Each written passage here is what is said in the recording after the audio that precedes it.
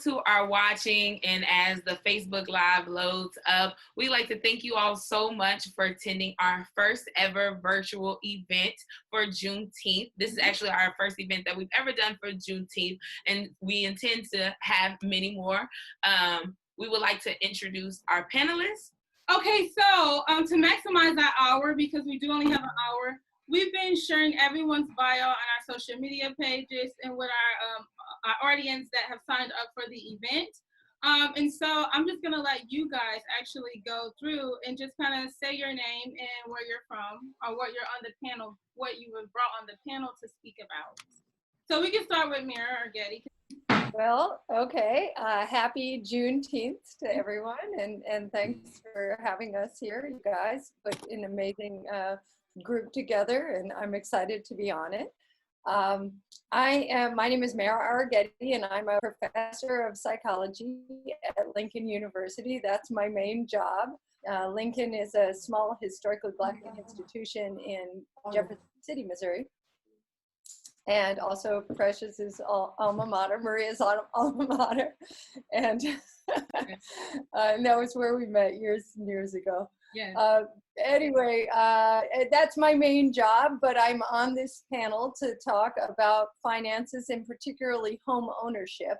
I own 3 homes, and I think I've made some good financial decisions in life, but those were sometimes mistakes and not well planned out. But anyway, I ended up with 3 houses. So, I've always interested in finances, though. And so I'm here to learn as much as I can also. Nice, as we all are. Okay, Mr. Rodney. Hi, I'm Rodney Hippoly. I was originally brought up in the Commonwealth of Dominica and came to England when I was in my teens, 16, 17. I am what you'd call a nomad. So I had several properties. I've had 2 health clubs, loan companies, I deal in art. And I decided many years ago that I was not free. So I sold everything. I took up the new career of trading. That was over 25, 30 years ago. And I decided to travel from country to country and live my life. So I stay in hotels or rent apartments. I trade the market because all I need is internet. I stay there between 6 to 12 months and I move to the next. And I move to the next. And that's all I do. So far, I've lived in 21 different countries. I came back to the UK from the Czech Republic last year because I needed a new hip. I was supposed to climb Kilimanjaro last year, but my hip came back here, had the operation, and I'm now recovering before I take off again. Congratulations. I'm happy your brother's Short and sweet. Yeah. Miss Keisha Chapman. Hello, everybody. My name is Keisha Chapman. I am the Division Operating Officer for the Urban League of Metropolitan St. Louis, St. Clair County, Illinois Division. And I was brought on because we do a lot of financial education for our clients. It's a passion for us because we definitely want to be financially free. And a lot of times growing up, that information was not taught, and our relationship with money growing up kind of shapes how we have and interact with money as adults. So there is no time like the present to know and learn and be empowered about how we can assign our dollars to work for us versus living based off how the dollars tell us how to live. Or we can reverse that cycle. On a personal note, I am an entrepreneur, so I believe in having multiple streams of income. And we teach that as well, that it's totally okay if we want to empower people to think beyond, what has been presented before you as far as ways to become financially free. And I'm excited to be a part of the conversation and a part of this panel today. Absolutely. Thank you. Yes. Thank you. Mr. David Jones. Yes, good afternoon, everyone. I'm David Jones. I'm with the West Wing Financial Group out of Indianapolis, Indiana. We are a mass mutual firm. Well, my area of, for lack of a better word, maybe expertise, if you want to call it, is to be able to help individuals with insurance strategies and investment strategies to grow their wealth. Again, we're about helping individuals to grow wealth. In other words, to have generational wealth. Instead of living basically from day to day, we want to help individuals actually establish a financial future. And I also understand that you have to definitely invest your money beyond what's being done with your employer. Because only less than 20% of jobs or companies nowadays offer a pension. You got to rely on your 401k and other investments. And the biggest concern that people have nowadays is really either dying too soon, meaning leaving your family with a burden, living too long, and not having enough money to enjoy retirement, or even getting sick and hurt on your job and be able to make ends meet while you're still recovering.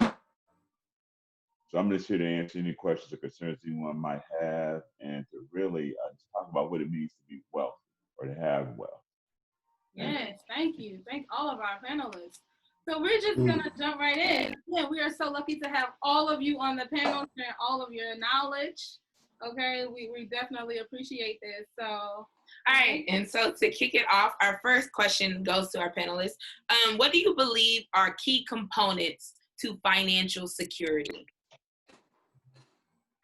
And either one of you that want to take that first, you can take it. I think one of the important things, and I kind of mentioned it in my intro, is having multiple streams of income.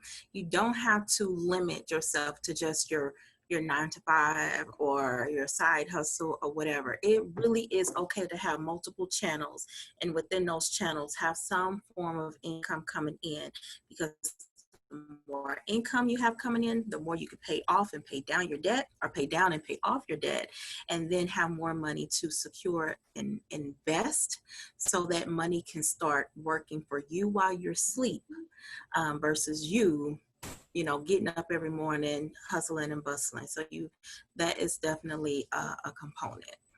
Absolutely. Absolutely. Any other thoughts on that? I speak with my clients whenever it's applicable to use whole life insurance policies, because some people think life insurance policies is a death benefit, and it can be more so than a death benefit. It could actually be something that you can use as an investment tool. I would say maybe a piggy bank, because a whole life policies usually pay a cash value. You usually get a dividend from that. So we like to speak with our clients and use that as a means to supplement your income, especially in retirement. In other words, we kind of look at a life insurance policy, a whole life insurance policy, as a passive income. In other words, money that actually works for you while you're sleeping. I mean, I totally agree with what Keisha and David is saying, but one thing I will say, first of all, to individuals here listening, panelists and all, is your employer can tell you how much they can pay you, but they can't tell you how much you can earn. And I think a lot of individuals have to get that in their head. Just because you're working for someone, you can go out, as Keisha says, and you can do other things. They're just paying you this, but you've got a mind, we've all got minds. I would say the first thing, if someone is not 100% sure on finance, is get professional help. That's the first thing. Speak to someone like Keisha, speak to someone like David Jones. Find help, take their advice on board. Second thing is insurance. Try and get some insurance. Look around. I know it's expensive, but try and cover your back. Sometimes it's good to have a safety net. And credit cards, again, we spoke about this before we went live. Individuals not knowing about, I call the credit cards and the loans weapons of mass destruction, because hell, it's going to be damn hard to get out. So, learn up on that. If you are in debt, try and get rid of that. Try and get rid of it. And if you're not in debt, do not get into that. And think about retirement in the sense of, if you have kids, think of them. Make them the priority. Whatever you're doing, work towards them. That's your fight. That's your aim. Have a goal and work towards it no matter what. But definitely get out of debt, seek professional help, and sacrifice. A lot of people don't want to sacrifice. They want it now. And to build something big takes time. It doesn't happen overnight. And be patient and enjoy whatever it is you're doing, Absolutely. In my opinion, I look at credit card debt as a new slavery. Yeah. Think about it like this. You have Visa and you have MasterCard. Notice the words Master. card. That's right. That's right. That's right. Absolutely. Definitely. I want to just echo off of what Rodney was saying. There's kind of different levels of how you deal with money depending on how much money you have. And I think if you have money, then you can invest money.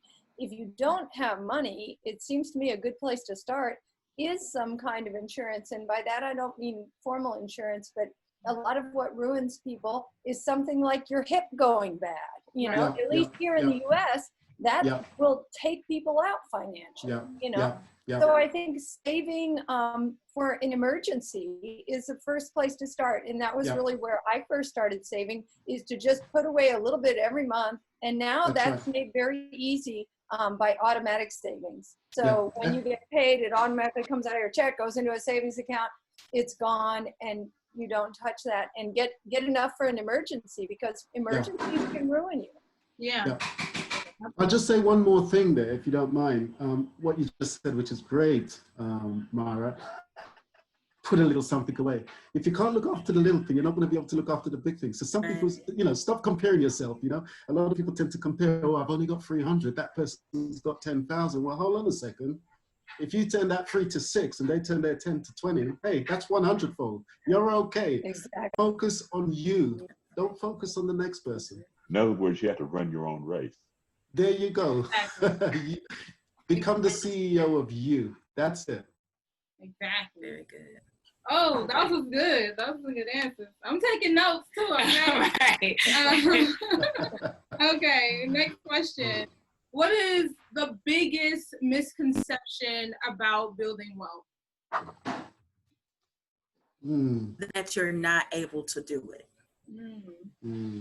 Many people think you have to come from wealth to be wealthy.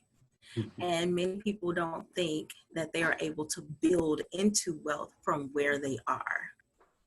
And just as Rodney gave the example, you start off with $300, 100-fold of that is $600, but you do have to work it.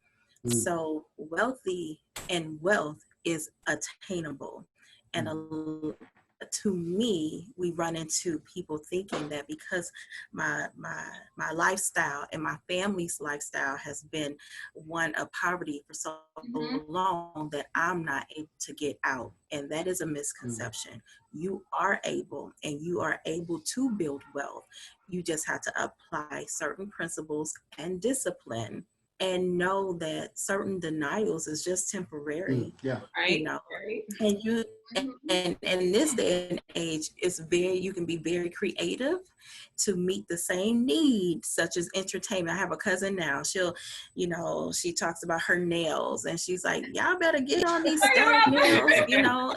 Static nails are $16, $19, but there are some people who are going to the nail salon for the same style nails paying $65. I will take the $19 nails any day, especially when I'm saving and applying principles to build wealth. So I think that is one misconception as far as building wealth is concerned. I think that I was going to say that I've heard this figure throughout my time, even growing up. I'm a graduate of HBCU myself, Central State University. And one time we heard the figure that African Americans in the United States are actually the 11th richest nation on earth as far as our spending power. The thing is, we do have money, but the thing is that the question is, what are we spending our money on? Excellent. That's the way. Yeah. And the thing is that if this was more prevalent, I think, in the 1950s and 60s, because what African Americans were able to do is we actually took money out of the Montgomery, Alabama busing system. In other words, instead of just actually protesting, we had an economic protest. Right. I mean, some of your most vocal protests or most impactful protests are really not even necessarily holding up a sign. It's really acting with your money. And that could actually be more powerful. Don't get me wrong, I think civil disobedience definitely does have its place, but you have to follow up with some other strategies also as well. Absolutely. Absolutely. I think, Oh, I'm sorry. sorry, Mara, after you. I just want to piggyback off of you guys to say that one of the, and it really fits right in, one of the big misconceptions is that people who look rich are wealthy. And, wealth, I think, is like you guys are talking about, Keisha said, it's about discipline. It's about controlling spending. And so people with all the bling bling going on are not necessarily the wealthy people, but yet our culture, really supports that kind of celebrity look of wealth. Right. But unfortunately, that is not what wealth looks like. Wealth looks more modest in general because it's all about control and discipline when it comes to money and spending. That's excellent to hit on there. For me, the biggest misconception building wealth is money does not make people. People make money. I think individuals have to have a passion for whatever it is they want to do. I don't think money should be the first priority. I think the passion should be, and everything else follows. When I started my first health club, just an example, I didn't have the money. And it's people's mindset again. There's a different set of mindset. Most people say, well, I haven't got the money. They'll stop. I'll say, well, I haven't got the money. I'll raise that money. I'll go and find that money. And I'll do what I have to do. When I talk about the passion, everyone I do around me, it's important who you have around you, because everyone around you is going out, they're going to parties, they're flying off on holidays. I'd sacrifice that. I'm not going to do that. Because, as time goes by, you get to that level. It got to a stage where every day is a Friday for me now. I don't think about where I'm going to, what I'm going to buy. I think about where I'm going to go. My friends are still going to work every day. Oh my God, screaming about the boss and their colleagues. So I think everyone should be focused more in regards to, if you haven't got the money, still keep going. Talk to people, network, and everything else will just fall into place. And whatever it is you're doing, don't put money first. Do it with a passion. The rest comes. It will come eventually. And that's it. I think that's a priority. Follow the dream, follow the passion. Everything else will fall into place. And network, talk to people, because you don't know who you're going to talk to. That person walking down the street in a pair of jeans and a jumper, that could be the wealthy guy that changes your life. Right. It's interesting what you're talking about. I was just going to comment on what Rodney was saying and just wondering with the other panelists as well. This kind of follow your dream and follow your passion was something I think more akin to our generation than of our host generation. And I think now I'm seeing at least my own college students much more focused on money and choosing careers based on money as opposed. I just wonder if anybody has a comment on that. I do believe that the generation now, yes, that's what I see. Apart from just traveling and going to country to country, one of my declarations, because I wrote a declaration for myself, the countries I'd go to, one of the biggest declarations, I must meet and talk to 2 strangers per day. So I've built up such a wealth of people around the world that I must go out and I must meet people. And 5-10 years later, they're good friends. I've met individuals, hotels I'm staying in, where they've opened up their heart and told me about their dreams, what they want to do. And 2 years later, they've called me and said, Rodney, I've done it. I've left my job. I was following your advice. And I'm like, wow, really? Did I have this kind of impact? And they've opened up a beautiful online store, or, they've gone and started doing other things. And that's great to see. But I think the generation that we see today want things now. Even with the individuals that I trade, I train a lot of people to trade. And it's like, I say to them, they say, how long have you been doing this? I say, 15, 20 years. And they want it now. They're not prepared to wait. I think individuals have to change the way they think. Got to change the way you think. And once you do that, wonderful things starts happening. I agree. I think the reason for this is because a lot of people are really trained to work a job. Right. In other words, that once you start a job, until you get paid bi-weekly, you can expect a paycheck within maybe 2 weeks. Right, keeps rolling. And that's how you program. Mm-hmm. When you're starting a business or you engage in entrepreneurial activity, that may not occur immediately. You know, if it does, that's the wonderful thing. But what if it does? Mm. In other words, you almost have to. It's almost like being in love. It's almost like it's sacrificial. It's not the Yeah. same to get that immediate gratification. In other words, you have to be in something a long time to show that you have skin in the game. It's like what I did. Since I changed careers about 3 years ago, people had to make the adjustment that this is my new identity. You used to seeing me as not David Jones or Mr. Jones, the educator, work with high school students. So to see me making this change is almost as if it's something that's unbelievable. Even though I accepted it, no one else did. So what that means is that you have to really talk to, as Rodney mentioned, 2 strangers per day. Because they don't know your identity from before. They just know you, how you present yourself. They've seen the end result. They haven't seen the beginning. They haven't seen the struggles, the tears, the struggle, the pain. exactly. Blood, sweat, and but once you speak to them and you talk to them, slowly but surely, I've changed a few people's minds. Proud of that. You got to. So with that being said, there's a lot of things to piggy off with our next question, because I know a lot of people mention about the new generation with how they look at money, and then even with David when he mentioned about with the Montgomery bus riots and people not there's just even in our today right now we have so much going on protest wise and COVID-19 related. So given the financial disruptions of not only COVID-19, but what people plan to do with protests, what advice would you give others in terms of maintaining their livelihood, that new normal that everyone likes to talk about? I would say, go ahead. No, sorry, after you, David. Oh, thank you. I would say what you have to do mainly is keep the main thing. And the main thing is really being healthy. And I understand people might say, well, I need money. Yes, you do. But the thing is, you're not able to make money if you're not healthy. Second of all, what I advise people to do is to, we have this concept of essential employees and non-essential employees. To me, every employee is an essential employee. Every person is an essential person. What I would have to say is that instead of basically, I guess a word I need to use is really know how to pivot.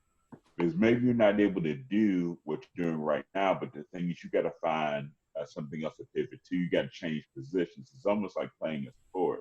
If someone's actually, if you're playing football, and the thing is someone's actually interfering with a normal route you would run, let's say as a receiver, you've got to find another route that you have to run. But the objective is that you still have to catch the ball. And maybe you can't run that route. Maybe you need to actually run. So in other words, you have to really adapt to the situation. And what's happening right now is for a lot of people in this economy, this COVID economy, is that we're still not able to find another route to run or find something else to pivot to. And this situation could be really either the best thing that's happened to us or the worst thing. But really what it comes down is really what you want, what you make of it. Absolutely. I agree. I would like to say, I think it's very important to make sure you take care of home. David, I love the fact that you spoke to you have to take care of your health, and you do, but this is a great opportunity to see your priorities. And priorities mean you need to make sure you have a safe place to be, handle your responsibilities appropriately so that you will have a roof over your head. You will have the ability to feed yourself, feed your children, your family, and then cover your utilities. You want to cover your basic needs. That is of utmost importance, and make sure you secure that. Because you can't start thinking about saving. You can't start thinking about making more money until you secure your home space. Right. I'm not saying you have to be a homeowner. I'm not saying that. I'm saying you need to secure your day-to-day well-being. So take care of that first, and then start looking at ways to make your income work for you, or ways to increase your income, bring multiple streams of income in, so that you can take care of other priorities. So with the COVID, it definitely opened up the doors to many people. This was part of the conversation that we had prior to coming in, with work being cut off for many people. There were many people living paycheck to paycheck. And when that paycheck stopped because there was a stay-at-home order, there was no way, no savings to pay your rent, to pay your utilities, your mortgage, or whatever the case is. So now you really have to go back to the drawing board and figure out, what can I do to make my finances work for me and my family with what I have right now? You have no choice but to address it. So start with taking care of your home base first. Get it situated. Then start making the necessary moves to cover the other parts of living. Absolutely. And that would be my recommendation. And I want to go back to something Keisha said earlier also, is having those multiple sources of income is really important, because, you've got to ask yourself, and I think that's one thing COVID has taught us, is all of a sudden this question of, am I going to lose my job, has come up for so many people. And what would happen if I lost my job? Could I live for 6 months or 3 months or 1 month?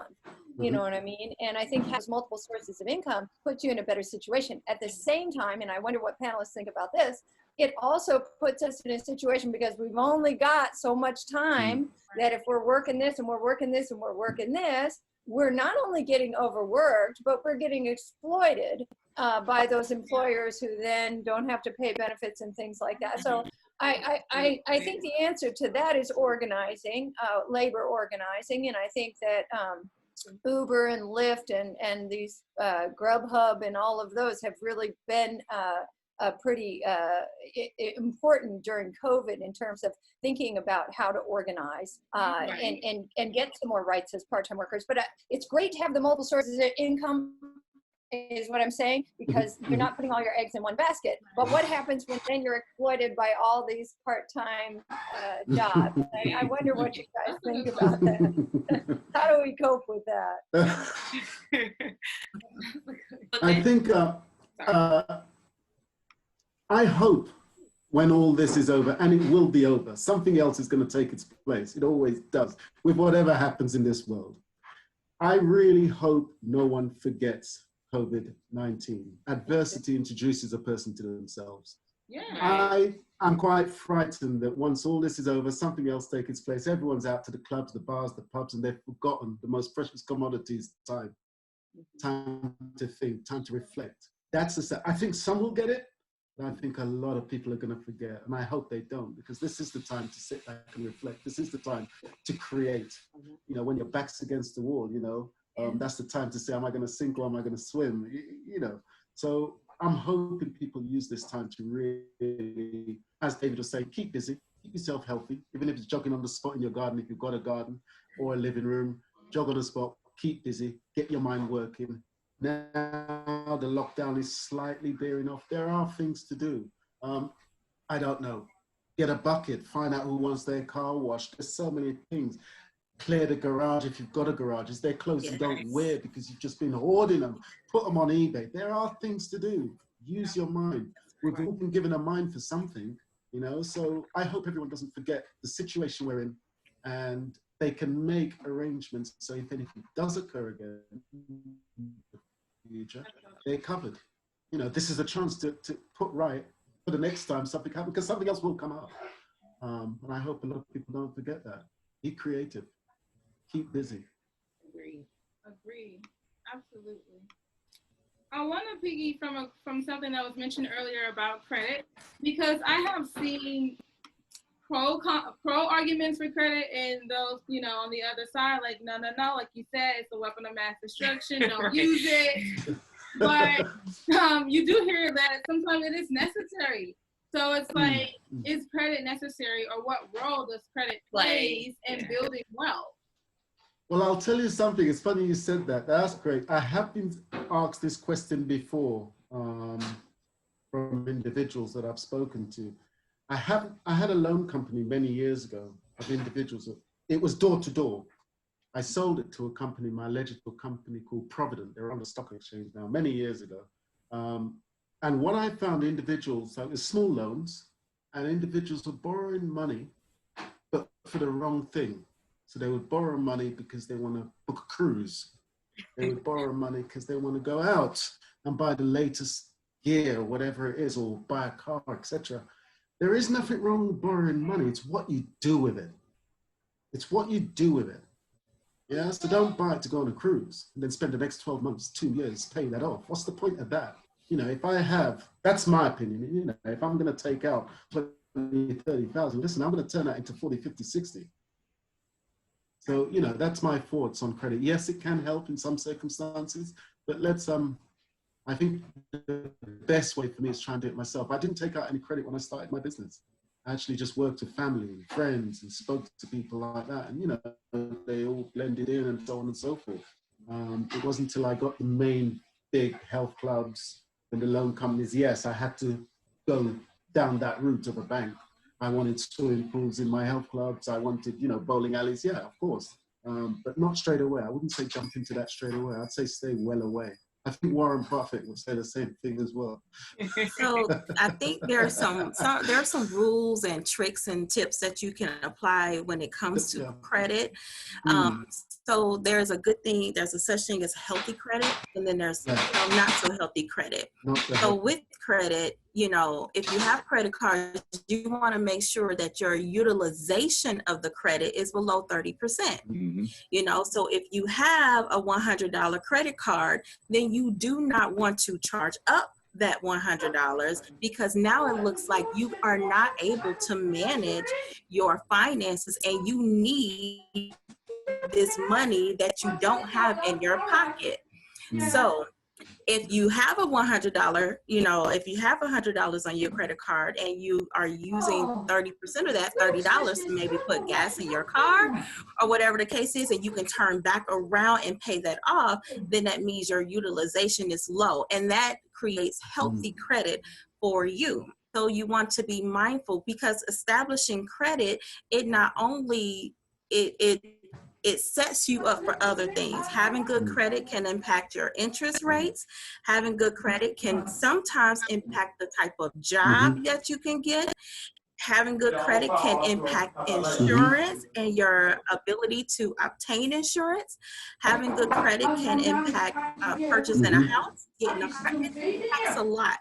So you want to have good credit and you want to have, and you want to make sure you keep your credit healthy so that people who are making decisions about your ability to access money or capital can see that you are a good steward of your finances. So do you need 1,000 credit cards? Absolutely not. Do you need 10? Absolutely not. But having a couple just to show that you have great money management skills is a great thing. You do want to have a healthy. Totally agree with that, Keisha. Well said. Excellent. Absolutely. Definitely agree with that. I agree 100%. Anyone else want to add to that? Even though I think you pretty much covered. So there's two big things that influence credit. One is how much you spend, how much credit how much you borrow. But the other thing that influences is whether you're making your payments, and so that's the other big chunk of that. And I think one of the mistakes that I made early on in life when I was young is that I did not know my credit score, and I didn't know it until the time in which I, was trying to borrow for something big, and they checked it, and I found out.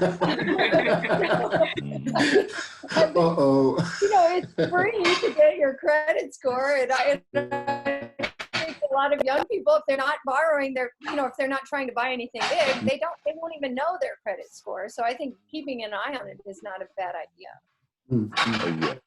And not even just your credit score, but also what your credit report says, because you can get a free copy of your credit report annually, one free copy. So it doesn't hurt to actually take a look and check and see how things are going, because you don't want to be in a situation where people have actually stolen your identity and actually have credit in your name. That's true. Right. Yeah. Absolutely.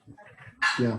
There's a law, the Fair Credit Act, that allows you to check your credit report for free annually, once a year. And I believe during this pandemic, they made provisions for you to check it more regularly than that. Yeah. So one of the things that we teach is that just as you have to go to the dentist every 6 months, or just as you should go and have a physical exam every year, that you need to add that as a part of your yearly routine. You know, check your credit. Go to that is annualcreditreport.com. It's going to ask you some identification information to identify and make sure you are who you are. And you can download a free copy of your credit report for free once a year. There's an act that has been written, into the law that allows you to do that. So take advantage of it, because you don't want others to make decisions about you and your credit worthiness based on what's on that credit report and you've not seen it. Right. So this is definitely not the time to be unknowing, or the other term for unknowing is ignorant about your credit health. So be on top of it, come face to face with it, so that you can make better decisions, see what the world is saying about you based on your credit report, and fix whatever is wrong. Okay. Also, not just fix incorrect information, but if you asked me for $100 and I gave you $100 and said that you can have it as long as you pay it back with interest, and you don't do it, then that's not one of those, oh, they mistreated me. No, you were not a good steward of that. So if you asked for that $100 and I gave you that $100, then you need to pay that $100 back with interest. Be a better steward of the finances that has been awarded to you or you've had access to. Point blank, period. It's no magic to it. And paying your credit, making payments accounts for 35% of your credit score. So simply making your payments and making them on time, making them regularly, will increase your credit score, period. So be a steward, be a good steward of the finances. Don't just ignore your debts.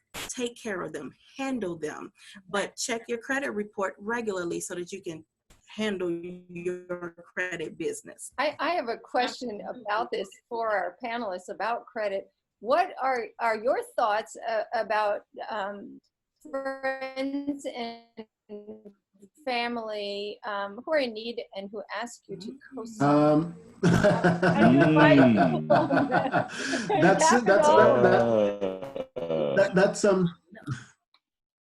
It wasn't long ago my younger brother asked me to do something like that. I still look at the text now and laugh sometimes. No, I mean, obviously, I'm his younger brother. I don't see him that much. It's the first time I've seen him for a while when I came back last year.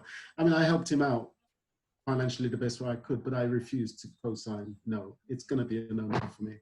I'm not prepared to take that risk. I didn't even have to think about it. But yes, he was looked after, but I wouldn't do that. Personally, that's me. I don't know what anyone else would have done, but no, that's a no-no for me.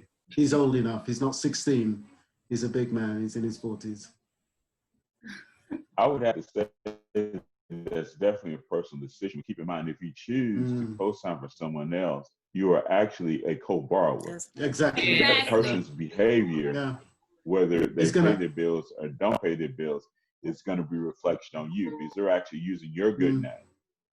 That's right. Credit. So it's one of the things to consider, no matter whether to say yes or say no. There's definitely going to be some risk involved. Right. Okay. Let me go to the next question. Playing on the theme of this afternoon's webinar, describe the moment you decided to embark on your journey. I know some people talked about that a little bit, but we want you to elaborate more on how has it impacted your life as of now. I can speak for me personally. I'm gonna tell this very quick story. I was a renter. And I was like, I'm not going to buy a house. I am not the grass cutting lady. I am not the one who fixes plumbing. I'm going to stay in this apartment forever and call on maintenance whenever I need to. And then I started paying attention to how much I was paying in rent.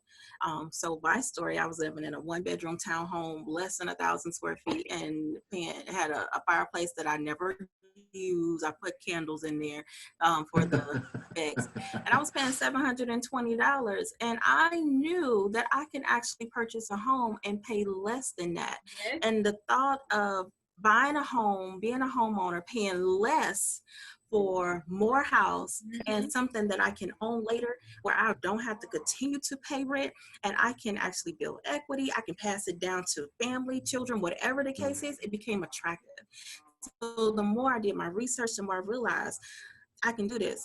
And I can also hire people, save money to hire somebody to come cut my grass and X, Y, and Z. And I still pay less than I was in rent. And that is my true story. So when I purchased my house, my 1-bedroom, $720 rent payment at $740 turned into a 3-bedroom, 2 full bath, full basement, and I was paying about $618 for a whole mortgage. So that, and then when I looked at that and realized I can actually put more on my principal and pay my house down, pay it off faster, it's really when my taste buds expanded into actually start building wealth. I can do this thing. I can do this. So personally, that's where it really started for me. I think what happens with a lot of people, if you've never seen anyone who was a homeowner, you would not know that this is an opportunity that may be available to you. Right. Can't see. That's true. Can't be That's true. Absolutely. Any other thoughts? That's good, David. Yeah. That's good. For me, my story, I mean, in regards to when I decided to embark, I was discovered. I was a naughty little young teenager, getting in trouble with the police, running up with the wrong people. But I love to train. And I went in the gym, and a guy approached me. And he says, you keep getting into trouble and fights, you've got a good physique. I think I could train you. I was 15 years old at the time, and I think you can get into British team. And I kind of looked at him like, really? So he said, look, give it a go. So, I kept meeting him every week in the gym. It turns out, my luck, fate, that he was the world's strongest man. His name was Gary Taylor. I didn't know him at the time. But he took a liking to my training. And, I started going to the gym and meeting him, staying out of trouble. I got into the British team. And my career started off like that. Once I was in, I started winning gold medals, British championships, European championships. And that's when the traveling, I started getting a taste and thinking, hey, this is good. And they're paying me as well. Excellent. I don't need to be on the streets now. So all the money I was getting, I thought, well, I'm getting older. My bones are hurting. What am I going to do? I can't do this all my life. So I thought, well, I'm into fitness. I'll start up a gym. Didn't have that much. So again, I spoke to family and friends and built up my first gym. It was just like a tiny little multi-gym in a youth club, but I wanted more. The hunger was there. I wanted to travel again. And I got more investors on board, and that built from one gym to a massive health center with, bowling alleys, swimming pools. I sold that after just 3 years. I think I started that with 40,000. I sold it for just under $500,000. I never had no education in school. I learned all of that from coming out. I did all my qualifications going to business schools when I left school. And I thought, well, I've done that. I'll buy a house. I bought my first house. And I thought, well, I've got one. I could buy 3. So I created 3, 4, 5, and I created property portfolios. Then I got bored of that and thought, I'll sell those because I feel trapped. And I got into art. So I started going to Bonham, Sotheby's, Christie's in London, and just sitting and watching what people were bidding on. And then I started talking to auctioneers, and they helped me, and I started building art. All this you can find on the internet as well, because I haven't pulled down any of the websites. And eventually I just got bored and said, I need something else. I'm always striving to better myself. That's how I've lived my life from the age of 16, 17. So once I've achieved this, what's the next thing? What's the next challenge? What's the next challenge? Give me a challenge, give me a wall, I have to break it down. And then I got into trading. Someone introduced me into trading, and I thought, this is perfect, you know. But I was supposed to get married, have a family, and I thought, this is where you weigh up the sacrifices, you know. The missus wants to settle down, have kids, 9 to 5. That's not me. Sorry, honey, but I need to live. I need to live. So I sacrificed that and sold everything I had, because I saw them as, for me, I saw them as liabilities, not assets. They were just holding me there, holding me in one place. And once I sold everything, I felt, right, I'm free now. And that's when I just took off. Went to stay in Cote d'Ivoire, Ivory Coast, 6 months there, trading the internet. From there, South Africa, 6-7 months there. Then I'll fly to Germany. And that's been my life ever since, until last year, my bloody hip. But yeah, that's how it started for me, through fitness and training, and then just realizing, well, I've got one, I'm capable of doing something else. I'm capable of doing something else, and just not stopping. Amazing. Thanks for sharing. So, if anyone else? It's never been about the money. All about the passion.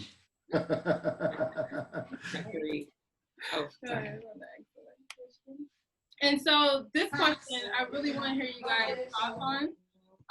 And this is inspired by research that came out in 2017 that had projected the wealth of Black Americans and Latinx Americans to zero out by 2053. And I just wanted to hear you guys' thoughts. Now, I realize this is a tough question for Rodney, but I want to hear you guys' thoughts on ways in which, you know, we can prevent that from happening, or those families can prevent that from happening. My family can prevent that from happening to us. So, anyone that's brave enough to tackle it.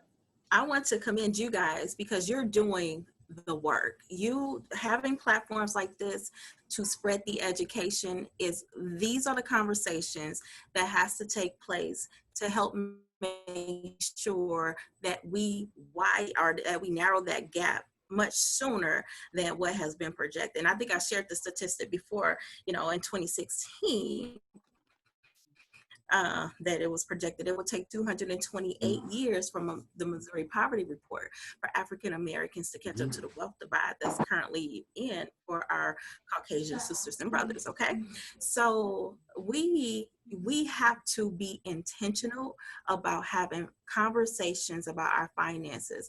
We have to start young. We have to start now. You're never too old to learn and to change what you're doing with your finances. We have to make the information readily available. You know, have conversations, sit down and talk to your family, come up with plans. And if you can't do it yourself, you come to agencies like the Urban League. We will sit down and we will work with you. It's free. It costs you nothing to put together a spending plan. But having platforms like this is why I wanted to commend you guys, because you're so in need. And putting this together so that you can share it with your peers, share it with your audience, that financial conversation is a necessary conversation. And sometimes when people think about finances, they think about that far off goal, investments and this, that, and the other. Well, no, let me tell you Keisha's story. Keisha had to start saving change because I wasn't a very good saver. So I don't mind telling you my story, because you have to start somewhere. And my change went from change to, oh, well, let me see if I can just put $5 in the bank account and not touch it, right?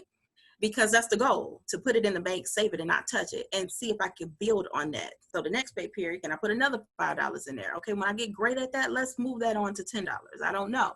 And maybe later it can become 20, but somebody has to start that conversation somewhere. And we also want to encourage that it's never too late to start. Don't over promise yourself that, oh, I'm going, by the end of this year, I'm going to have $1,000 in savings. If you can't get there and you become disappointed because you didn't get there, and now you just discouraged from trying to reach those type of financial goals. But start with what you can do and be open to the conversation, because if you come to the agency, we're going to have honest conversations about you and your money. We don't mind at all, because we can help you see what's going on. So that's my tackle. You got to talk about it. You can't hide it. You can't, ignore the problem. And you have to understand the value of your dollar and the impact you have on your community economic wise. My dollars in the community mean something. My dollars in the community help doors open for other people. So because I'm mindful of that, I'm mindful about where I spend my dollars as well, because I know my dollars are powerful, just as your dollars are powerful. So we just got to have those conversations. And when I realize that I control my dollar, then I have more of a say about how this dollar is going to take care of me when I'm old and gray and I can't take care of myself by going to work. So thank you for opening up this platform so that people can have access to this information. That's one way to narrow that gap. I think personally, Keisha, I think you've hit the nail on the head in every spot and every corner, to be perfectly honest. Individuals, I think everything you've said there, I agree with, but individuals really do have to change the way they think, especially in regards to money. I mean, when I started traveling, I was carrying like 4 or 5 suitcases, lovely suits. And I thought to myself, as time goes by, you get wise. And I think to myself, hold on a second, do I need 6 suits? Do I need, the fancy this? Do I need that fancy that? And then eventually you get rid of that because it's irrelevant. You go to Africa and you see that they haven't got much. You end up leaving things because, I'll be happy to go wear a top from Primark. It's going to keep me warm. I'm happy to go away with just 1 bag. Who needs 5 or 6? So I think individuals have to change the way they think. If they can do that, then I think everything will just start to fall into place. And invest in yourself. A lot of people don't invest in themselves. They know everyone else's name. But what about finding out about their name? That's what's important. But yeah, and starting young, like what you just said, that's another thing. That's the time. And I think that should be started in schools. It's not. They're not teaching them the right things in school. They're not telling them about finance. They're not telling them about a lot of things, about their history, African history. It's just not being taught. It's been left out. So, it's a long, long road. And it's the people above it. One voice can change the world. I think everyone just needs to keep shouting this and just keep learning. But I think you've hit all the nail on the head. Definitely, I agree with everything you've said. I think Rodney brings up a good point, and kind of there's a dichotomy between what you can do as an individual and what you can do as a collective. And I think we certainly need to work on ourselves as individuals to become financially stable, and there's a lot of control there. But I think we also need to work as a collective. It's government policies in the United States that have created the racial divide in wealth, starting with slavery, but then many, many policies throughout the years that continue today to create income and wealth inequality. And considering the fact that it hasn't budged in 50 years, I think we can do more as a collective. And I want to go back to what Keisha was saying and what I can't remember who said earlier, that I think African Americans, Latino people have power in groups.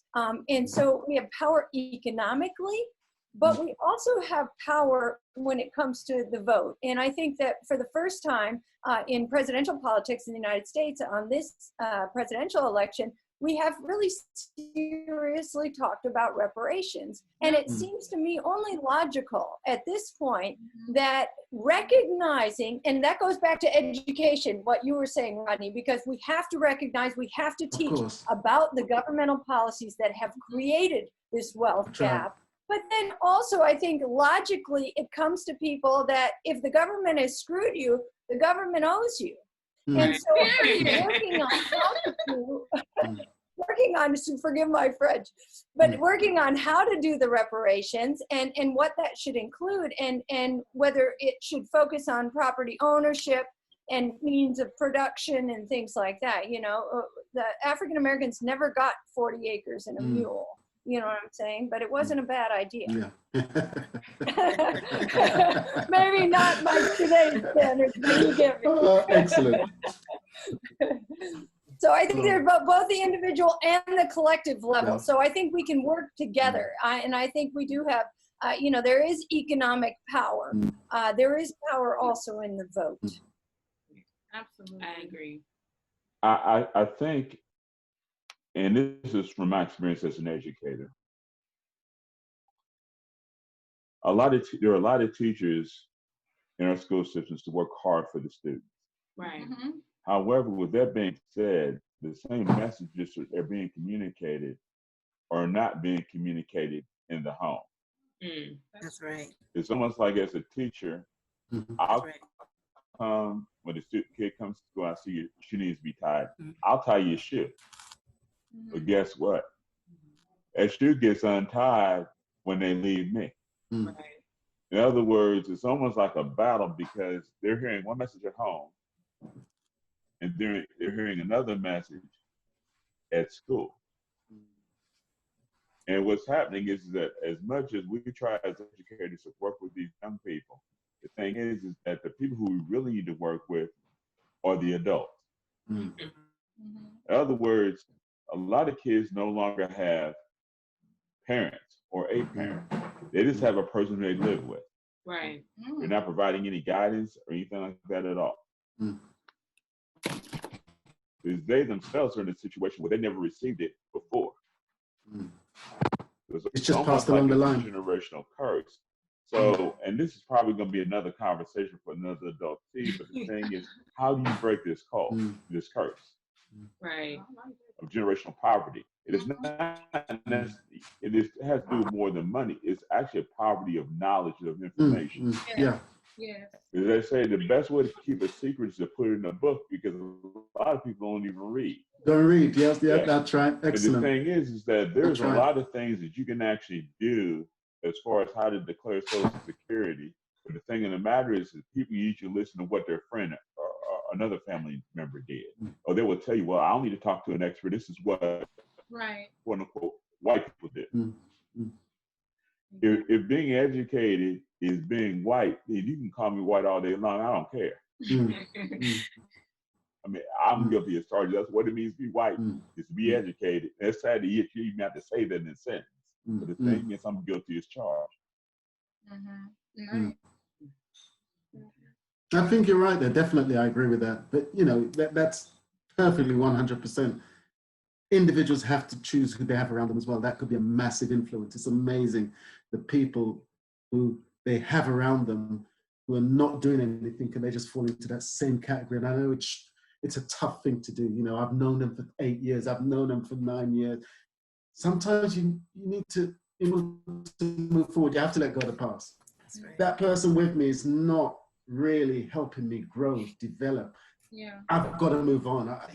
Somehow you've got to find the strength, but it's very important. Birds of a feather flock together. You know, you hang around with losers, you're going to end up a loser, period. Yeah. You know, In other words, you have to pick your friends like you do your fruit. Oh, definitely. Okay. I like that one. It's if given the opportunity to travel back in time before adulthood. So we are adult tea. You know, we talk about adult related topics, finance being one of them.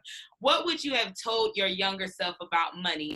Give it just one word, knowing the time that we have. What's one word or phrase, one sentence. There we go. One sentence you would have told your younger self about money going into your adulthood. That's easy. You don't need to buy that. The thing is, I will be repeating that phrase every day, several times. You do not need to buy that. Why are you buying that? I would have said, money is a silent movie without the subtitles. No one really understands it.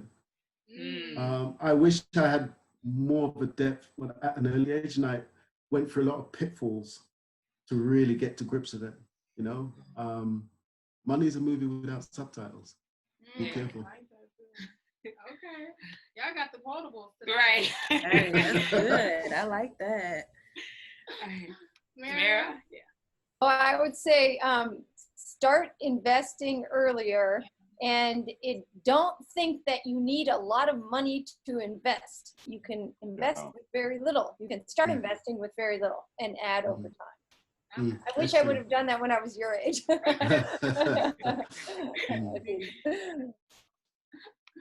Keisha? I think there's so many things, but I think it stems from don't be afraid of money. Don't be afraid to ask questions. Don't be afraid to explore it. Don't be afraid of its power. Don't be afraid to give it. Don't be afraid to receive it. Don't be afraid of everything that comes with money. That's true. Cool. Oh my God, we cannot thank you guys enough for joining us on this panel. It has been so, for me, very insightful. Right. Like I said, I was taking notes on my phone and responding to questions and everything that we were getting. I want to thank you so much. Thank you so much. For providing all this. Thank you for inviting me. For a wonderful conversation. Definitely a Really pleasure. good. Yeah. And we intend to continue this. We did note this as series. We don't know necessarily when we'll do it again, but we know this is something that we want to keep going on. And that's why we have Fight the Power, as you all mentioned so many times in many ways, that as a collective, there's so much that we can do as people to be able to bring about change, being able to see the change that we want. So That's great. We're stronger together. Yes. Okay. All right. Excellent.